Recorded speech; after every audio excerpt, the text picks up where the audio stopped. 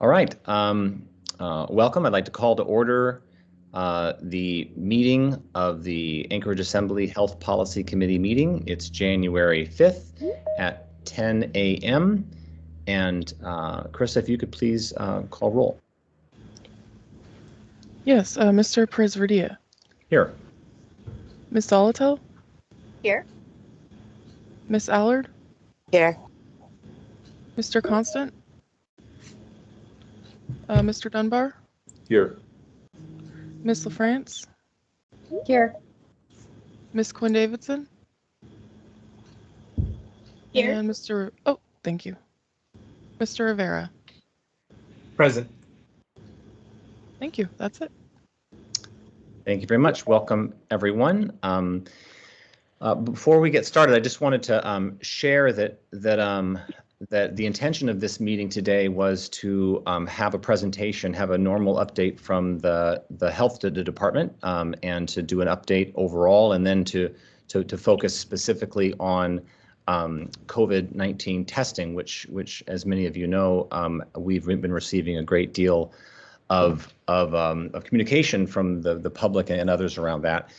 I did receive an email last night from the city manager informing me that she and the director of the health department were not planning on attending this meeting, and that they felt like that they had provided sufficient information on this topic, and due to schedule that they were not going to attend.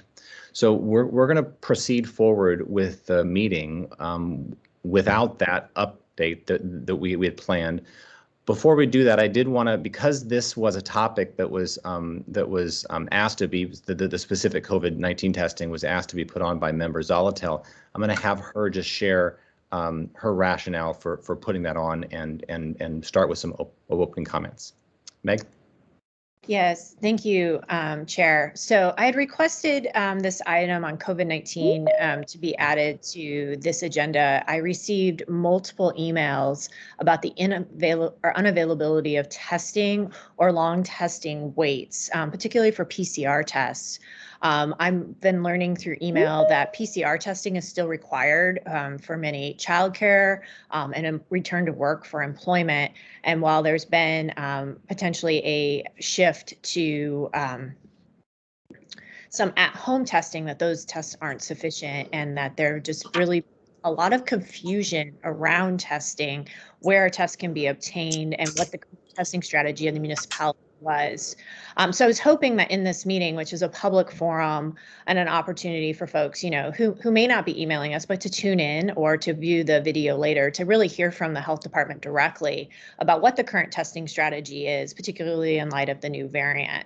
So I appreciate there being the opportunity for this space, and we wanted to, I think, as leadership of this committee, acknowledge that we're hearing from the public in various forums about these concerns. So I'm hoping that if we have questions today as members, we'll continue to ask them, and that the administration will watch this meeting and then provide answers to those questions so that the public can have the most accurate information. Thank you, Mr. Chair. Oh, and we want to note for Mr. Weddleton also joined us. Yep. Thanks very much. And I'll go to member Dunbar in a moment, but I just wanted to reinforce that this is an opportunity to get questions and comments from members on the record so that the administration can hear that. We also, from my understanding, we have a number of people from the public who are attending who want to speak, so we'll make sure that we have time for that at the end. But just to sort of clarify, this is a standing meeting. It is the same time each month. It's the expectation of this committee that the health department attend. So it's rather odd that they have chosen to not attend this meeting, and we will work to ensure that they attend in future meetings. So let me hand it over. It looks like we have a question from member Dunbar. Thank you, Cameron. I have a specific question on testing, but I'll hold that till after we get a chance to hear from the public. But I guess I want to clarify. So the municipal manager and the health department director aren't here. Is there anyone from the administration that could answer our specific questions on this topic or any topic on the agenda? I guess I just asked, and is there anybody from the administration here who can sort of chime in?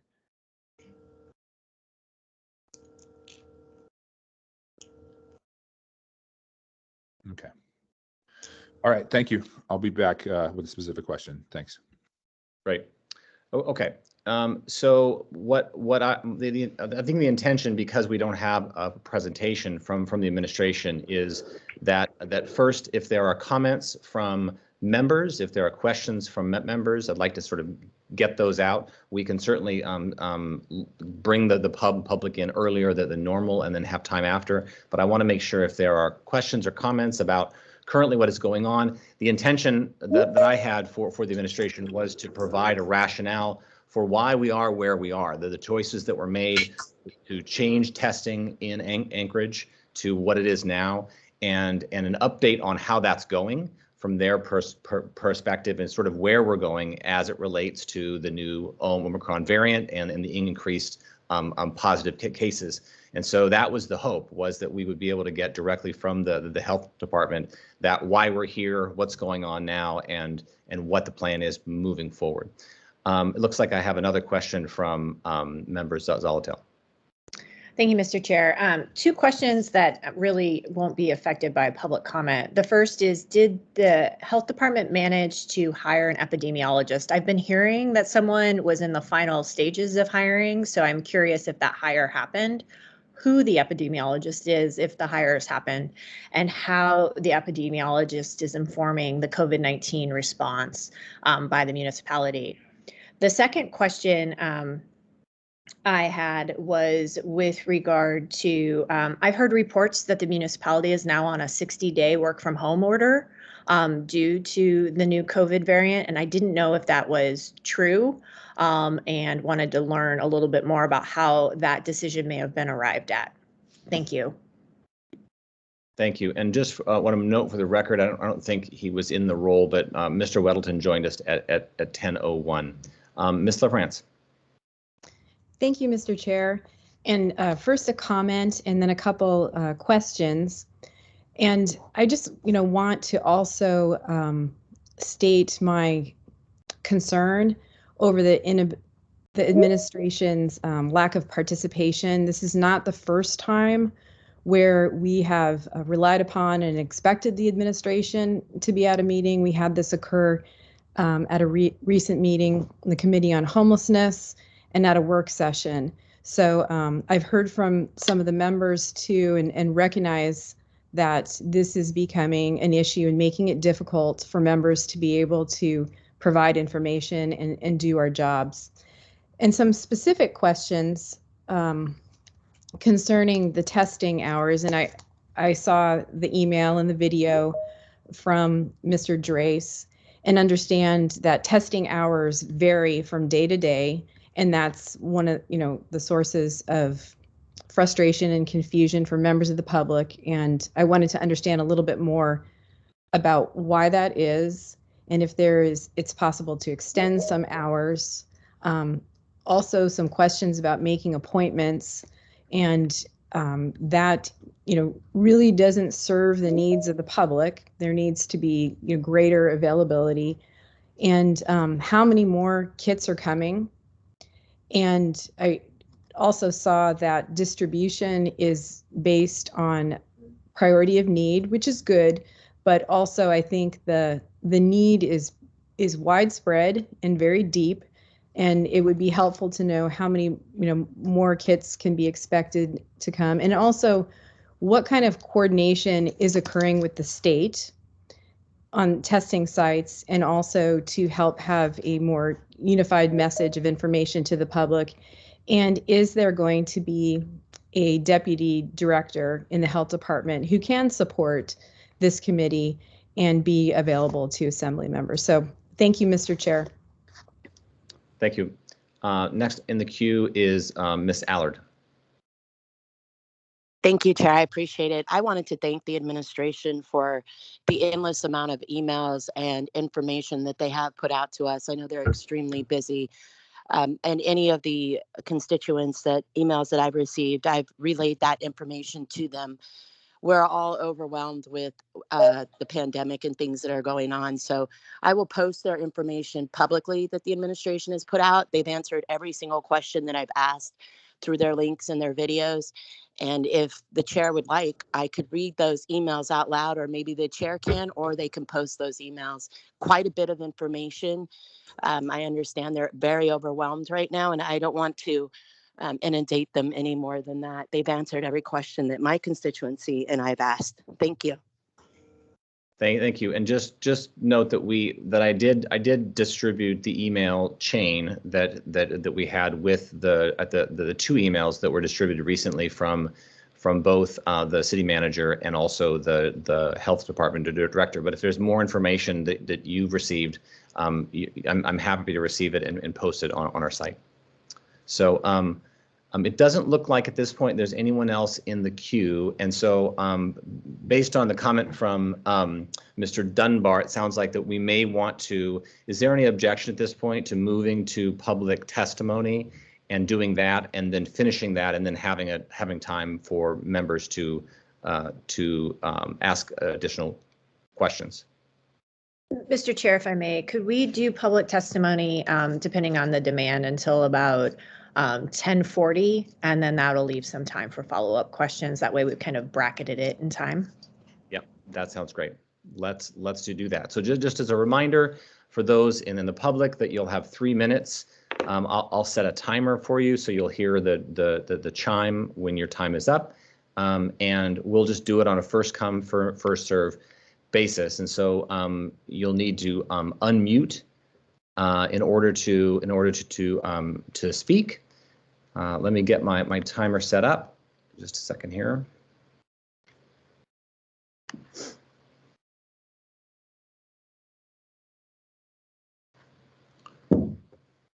All right. Would someone from the public like to unmute and go ahead and speak? We're trying to follow the protocol, and in order to make sure you need to mute. Understand a little bit more, because I think there's a miscommunication on the capabilities that I'm getting from your email. So if you can give me a call, that would be great. Thanks. 310-6963. All right, I think that you need to mute. I think you're on the phone. Is there anyone from the public who would like to speak at this time?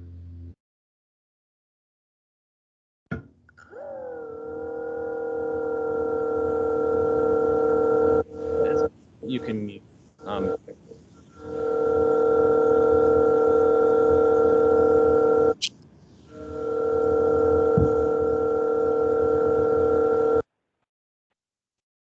Thank you very much. Okay, let's try again. Is there anyone from the public who is here that would like to speak at this time? Hello, can you guys hear me? Yep, we sure can. If you could share your name for the record, and you'll have three minutes. Great, thank you so much. Hello, my name is Jessica Parks, and I'm a resident of Anchorage and an employee of Rural Alaska Community Action Program, a statewide organization that has operations here in Anchorage as well as throughout the state. And I wanted to provide some information for this committee today about the availability of testing here in Anchorage and the impacts that we're seeing that have on our employees and our business directly. As many employers here in Anchorage and around the state are doing, we are preparing for an implementation of the Osha Rule, which will allow unvaccinated employees to provide a negative test on a weekly basis in lieu of vaccination. That plan is dependent on the availability of free or low-cost COVID-19 tests that are available timely and throughout the city to be convenient to our employees.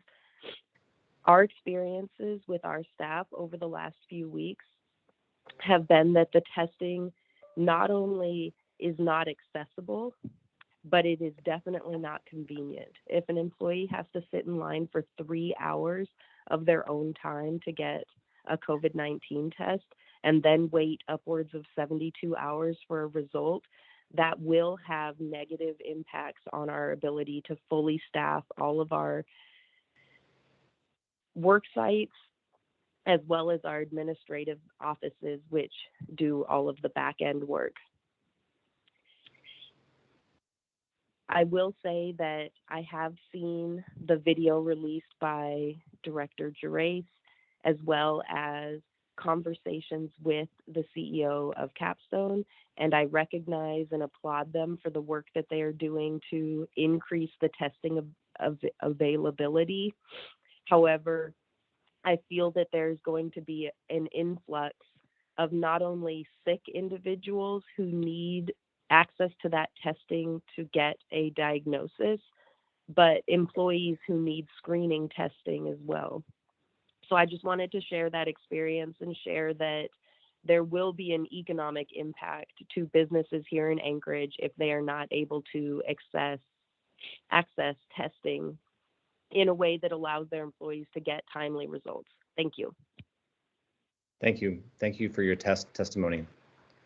And just as a reminder for those in the public who are testifying that in order to unmute, you often have to press *6 to unmute. So is there someone else at this point who would like to speak? Someone else from the public? This is Sarah. I'm sorry, can you share your name again, please? This is Sarah Dykstra. Hi, Sarah. Thanks for being here. I'll start your time. Okay, thank you. Hi, I'm a resident of Anchorage. I do have my 3-year-old home with me, so if you do hear noise in the background, that's what's going on. We've had children in childcare and have needed to test consistently throughout. My 3-year-old's not eligible yet for vaccinations. And we have been really happy with the accessibility of testing throughout this pandemic in Anchorage. It's been free and accessible, and certainly when there's been spikes, there's been longer lines as expected. And so I have someone who kind of has a longevity of a public experience about looking where testing is available and also going to get testing. And I'll tell you, on Monday, we just returned from travel, so I had to do some testing post-travel to make sure my son was cleared to return to childcare. And the first thing I did was go on Monday morning to the UAA Center at about 8:38, and it said it was open at 8 o'clock. I showed up and it was dark. There was no one there to help. There was a closed sign, so I left there. I then went online and found that the C Street location was open at 10 o'clock. By the time I got there shortly before 10, I ended up waiting an hour and 45 minutes in line. Luckily, my 3-year-old was jet lagged and decided to take a little nap because that would have been a really long wait for him. When we got up to the front, one of the 2 employees there said that we had the last test. And when I left, I counted about 45 cars in line behind me. I was finally able to get the results the following evening. I did hear that there had been some take-home tests because my daycare does accept take-home tests as well for later when I would need them. And I went all the way over to Spenard Rec Center to find out that they weren't available there. So I have heard from numerous friends as well who've been trying to get access to testing that the information is wrong. It will say it's open at 8, but that's not true. And there's been very, very long lines.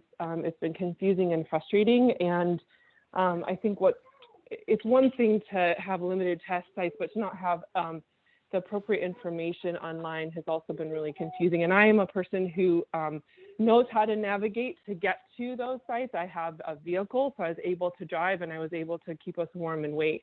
And I'm really concerned about the accessibility of testing and the lack of information in communicating what's available. Thank you. Thank you so much for your testimony.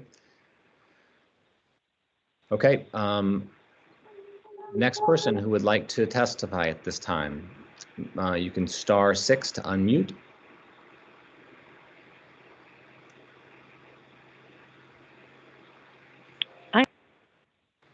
Hi, if you can share your name for the record and you can begin, I'll start your time. This is Kathleen, yeah, okay. So I'm a school nurse. I'm the School Nurse Association president. I'm a nurse consultant with the state of Alaska. I'm not calling as an official from any of those positions, but also as a parent of a child at ASD and with concerns about a few different things, home testing, how those positives are going to be reported or if they are at all. I think we're going to get a different idea of what our positivity is in our community if those home testing positives aren't reported anywhere. And that information should be conveyed. I've asked a couple of times on social media and not gotten a response. Testing hasn't been easy, as I've listened to a couple of the other folks, had that personal experience myself. And while you're ill, trying to drive around and find a spot, I have a vehicle, I have access, I have money.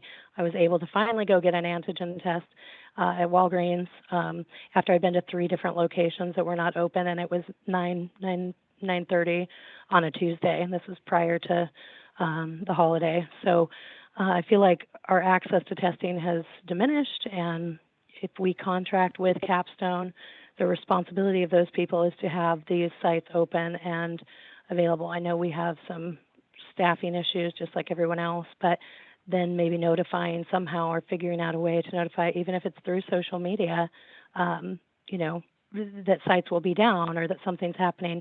And I know, that this shouldn't be that difficult. They'd update that site for the COVID testing every day. And those hours have changed and are varied so much that I don't even tell people without looking myself first, but then I'm still wrong. So I have to refer families for testing. We are doing testing in schools now, but I feel like this access to the community needs to be more readily available. I feel like I'm a privileged person here talking about my access, and I can't even imagine if I didn't have a vehicle or that extra $10 to spend on a COVID test so I could go back to work the next day. So I appreciate you guys meeting, and I hope that we look at our testing. It's only going to go up over the next few weeks, so I feel like having access should be a top priority. Thank you very much. Thank you. And if you could share your name one more time, I think the last name got cut off. I know. I think I was doing the mute thing when I said it's Kathleen Easley. Easily. Okay, good. And Kathleen, I do have a question for you from Mr. Weddleton. Sure. Yeah, Kathleen, thanks. So I was curious, at the school district, is testing available for people like non-students and teachers? It should be. What our priority is are students that are ill, like that we send home. Like if a kiddo comes to my office and is sick, I could test them in theory if a parent, of course, consents.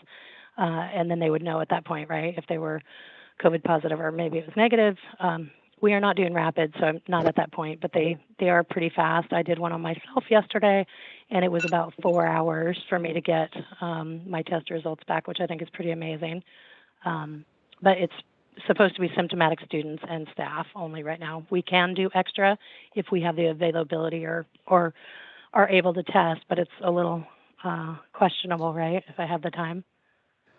Mm-hmm. Okay, good. Thanks. Yep. Thank you. Thank you. Thank you for your testimony. Okay, we have time for a few more. If anybody else from the public at this point would like to unmute by using *6 and share your name for the record.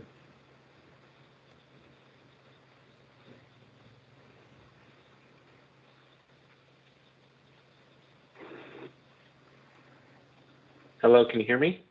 Yep, we can hear you. If you can share your name for the record, and I'll start your time. Thank you. My name is Louis Imbriani, and just so everyone's aware, I'm calling on my own time, taking leave from my job. So I'm here representing myself, not my employer, on my own time.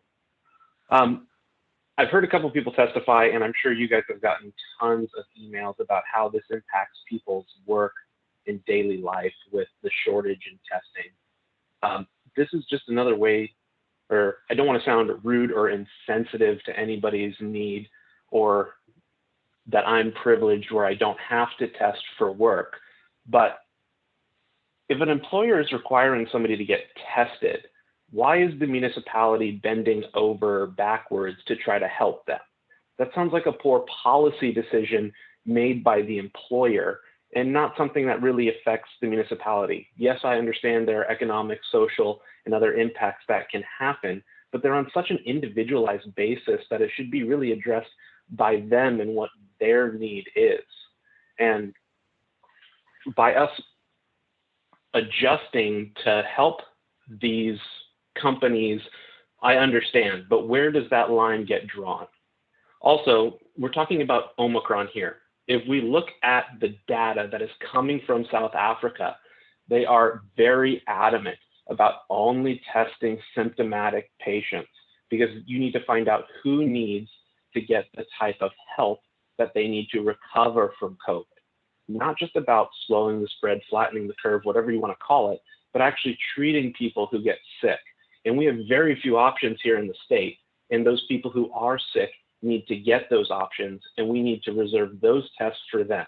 So asymptomatic testing in the municipality should fall by the wayside, especially when we have this shortage of tests and we need to find out who is actually sick, who is actually transmitting the disease, and who actually needs outpatient treatment. Thank you. Thank you for your testimony. Okay, is there someone else who would like to speak at this time?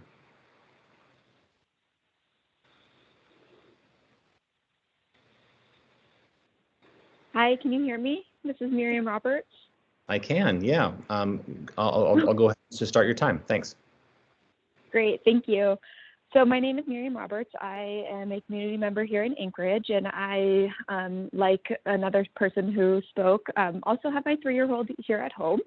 So if you hear that, that's just her running around being crazy. So I just wanted to speak for all the people who are at work and are not at home with sick kids at the moment, who were not able to speak, and who have contacted me to let me know that they also have faced really long lines and having a lot of difficulty getting their tests recently.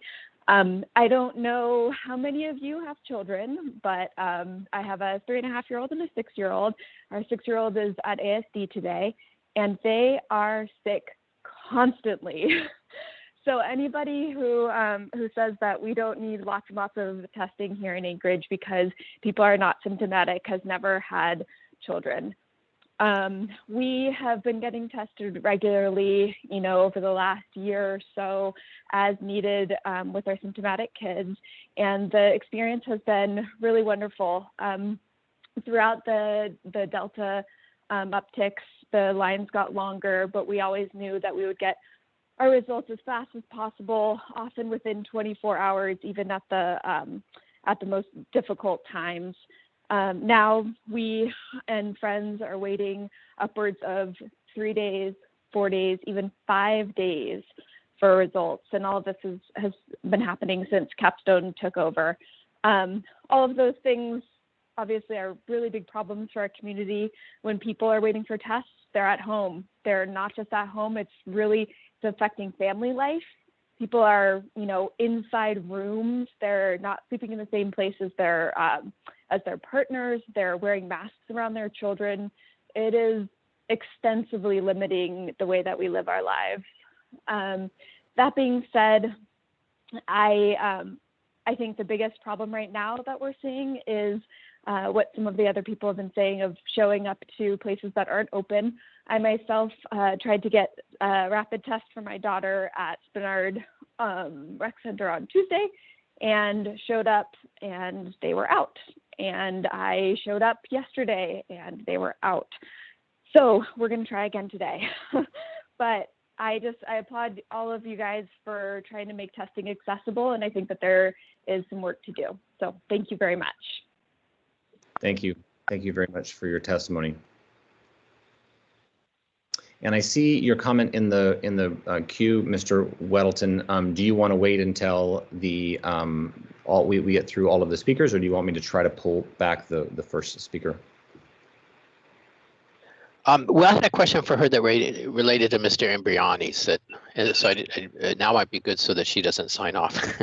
Okay. Do you recall her name? So I think it was Jessica Parks, I think. Ms. Parks, are you still on?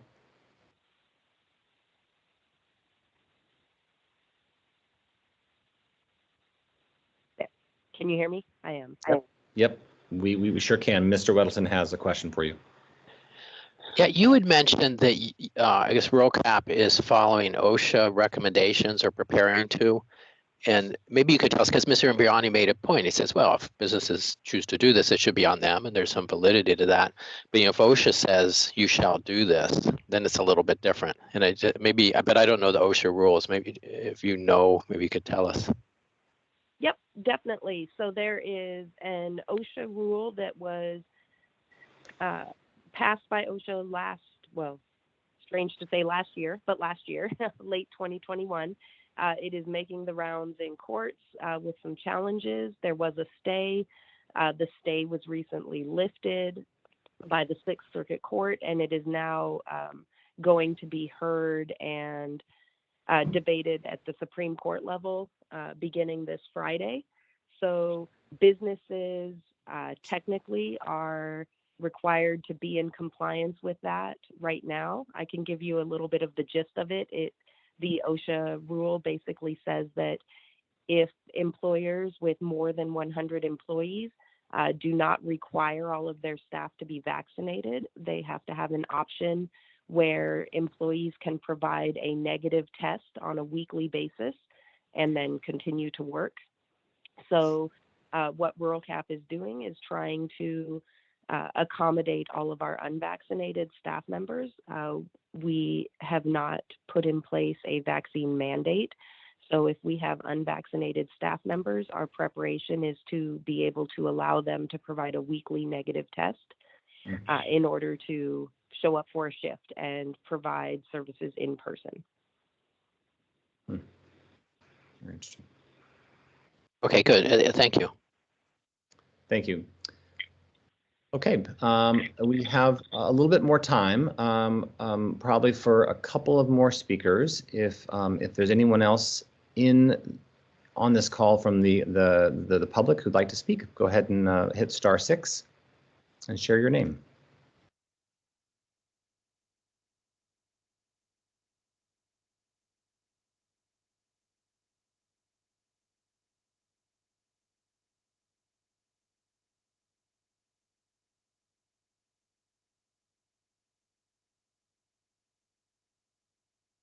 Okay, I'm going to give one more chance here. If you are from the public and you'd like to speak, now is the time to do it. You just need to hit *6. Hi there. Hi. Can you share your name for the record? And I'll start your time. Absolutely. This is Donna Mears. I am Vice Chair of the Health and Human Services Commission. We are the volunteer board that serves the Anchorage Health Department.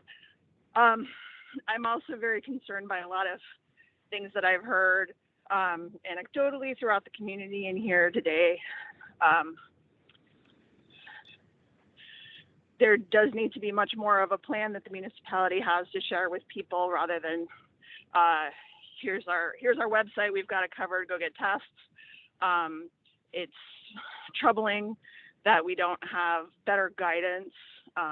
Partially, I'm sure that's a lack of adequate staffing at this point, from executive levels down to folks administering tests and doing the work.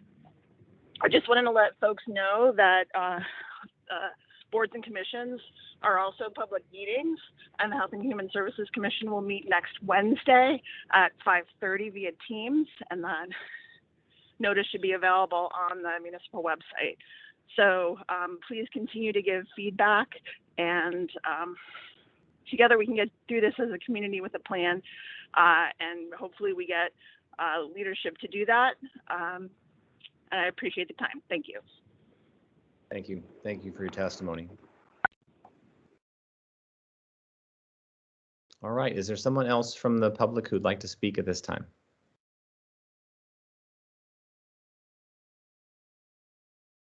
I'm realizing it takes a moment to *6, so.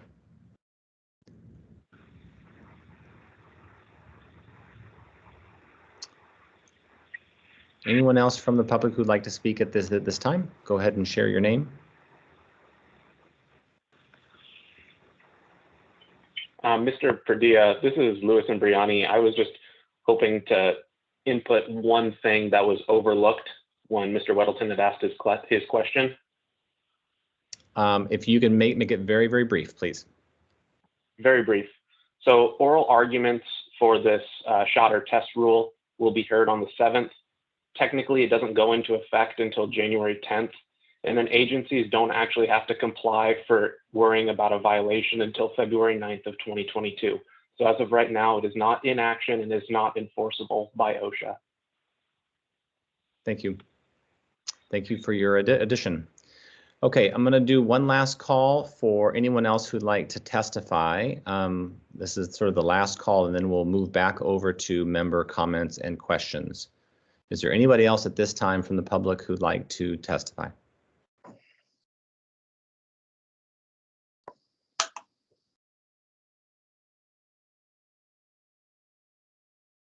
Okay. Well, we're going to move back over to member comments and questions. And in the queue so far at this point, I have, Mr.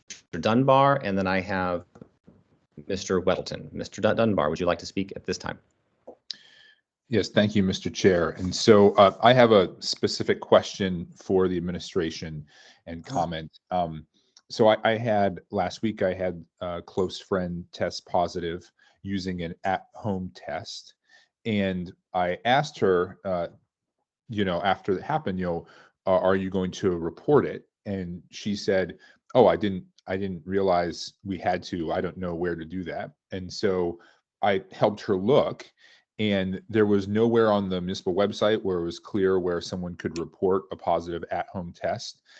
If you go to the COVID section and it says click here for information on what to do after COVID-19 test, it takes you to a state page that also, unless I'm misreading it, has no reference on how to report it.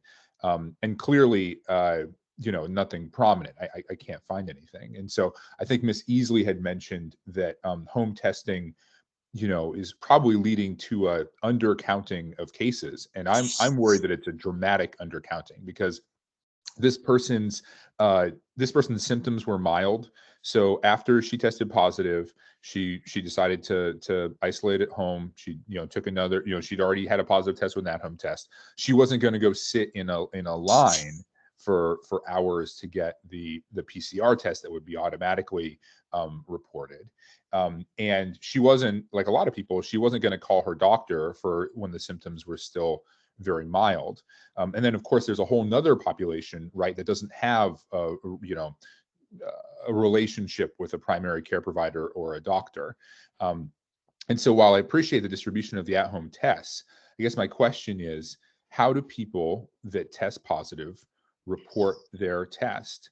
And how do they know to report their test? And why haven't we made it very prominent in our messaging and our website as we transition to at-home tests? How people should rather report their at-home positive test result? Thank you. Thank you, Mr. Dunbar. And before we go to Mr. Weddleton, Mr. Gates has a comment related to the Osha rule. Mr. Gates? Thank you, Mr. Chair. Yes, that earlier caller commented just as I was asking the comment. And I agree with what they said. I missed their name, I'm sorry. And I was actually just talking to the Department of Law to see what that status was. So the Supreme Court of the United States has an oral argument Friday on whether the stay on the OSHA mandate and the CMS mandate for vaccination or testing should be stayed pending the appeals of their ruling of their rulings through the appellate courts. So it's a lot will depend on this Friday, but I also see the timeline that OSHA is not going to enforce until February 9th or beyond. So there's little time to figure things out.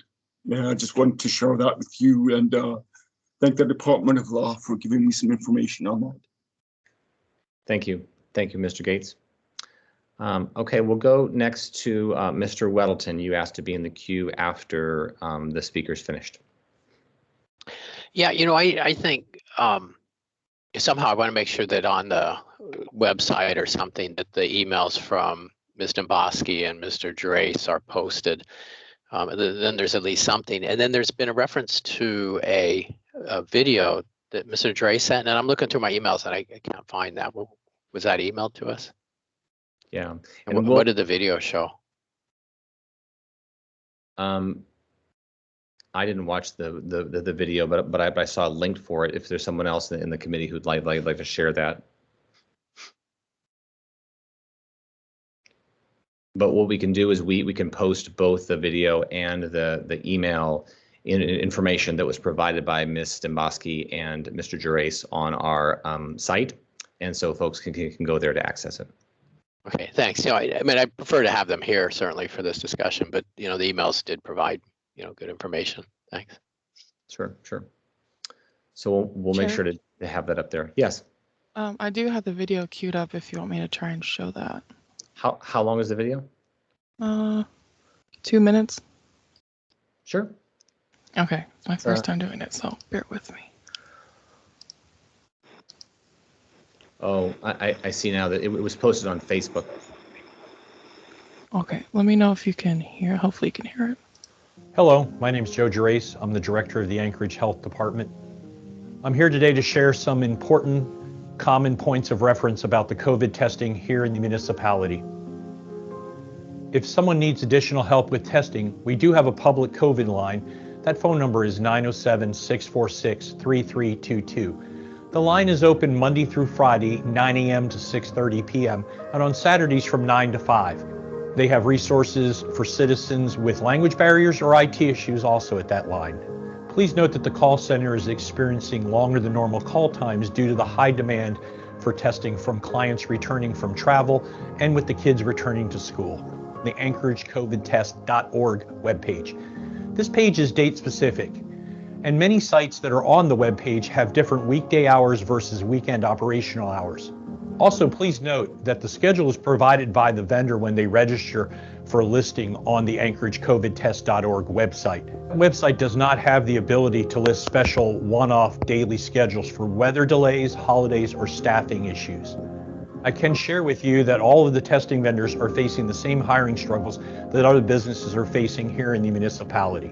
Anchorage Health Department has gotten a lot of questions about the test site at UAA, the Alaska Airlines Center. The Alaska Airlines Center test site is operated by the State Department of Health and Social Services. The Anchorage Health Department has no ability to regulate that site. So the Anchorage Health Department has handed out thousands of at-home test kits, and we plan to continue to distribute these at-home test kits until our supply is exhausted. The Anchorage Health Department has ordered more test kits for a third round of at-home test kit distribution. The Anchorage Health Department focused during this round of test kit distributions on our most at-risk populations and community members. Hopefully this helps clarify our current testing. The current COVID testing in the city of Anchorage really is in a better place than it was 2 months ago. We have more test sites and test locations available now than we ever have before during this pandemic. Okay. Wonderful. Okay, it looks like I have a question for Mr. Dunbar. Thank you, Mr. Chair. I just wanted to follow up, and thank you for playing that video. And I wanted to follow up. I just reached out to my friend again and asked them, was she able to report? And she said she spoke with her healthcare provider, but her healthcare provider didn't really take much information from her. And so it's not clear at all. The healthcare providers either have been instructed or are reporting the positive at-home tests. So again, for the administration, I would ask, is there a way to make it much clearer how people can report to the Muni a positive test? I think clear guidance for people in the public and healthcare providers that we need to get these reported. Otherwise, we are probably, I think almost certainly underreporting and likely dramatically underreporting our positive tests. Thank you, Mr. Chair. Thank you. Ms. Zolotel.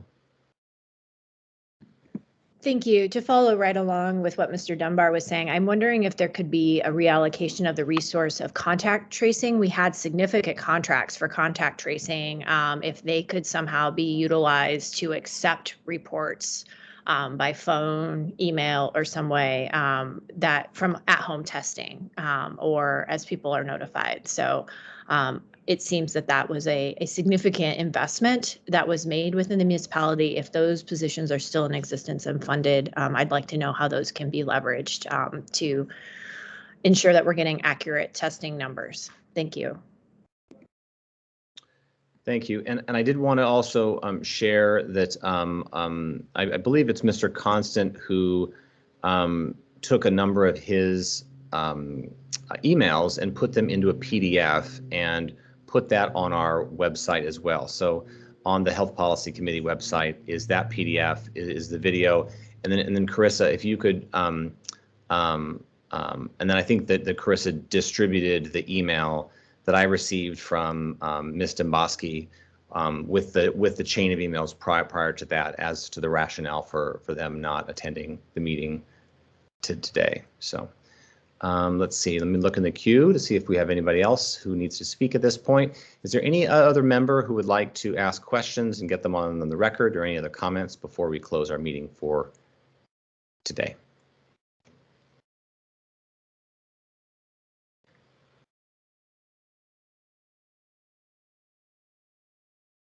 All right.